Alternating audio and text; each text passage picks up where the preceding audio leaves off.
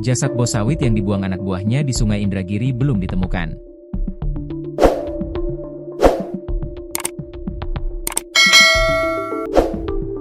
Jasad bos sawit Suyono, 67, yang dibuang ke sungai oleh anak buahnya AS, 26, dan VV alias Fris, 24, belum juga ditemukan. Korban dibunuh oleh AS, 26, dan VV alias Fris, 24, lalu dibungkus dengan karung untuk dibuang ke sungai-sungai Indragiri. Korban dihabisi para pelaku di kebun sawit miliknya di Kecamatan Pranap, Kabupaten Indragiri Hulu, Inhu, Riau.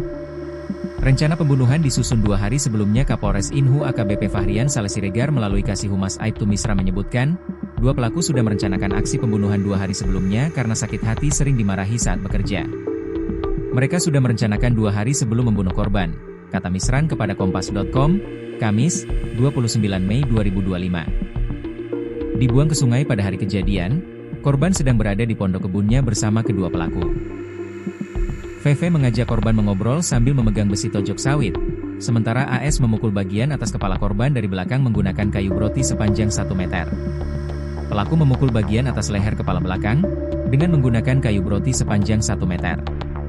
Kayu itu sudah disiapkan sebelum mengeksekusi korban, lanjut Misran. Setelah korban tewas, jasadnya dimasukkan ke dalam karung bekas pupuk dan dibuang ke Sungai Indragiri.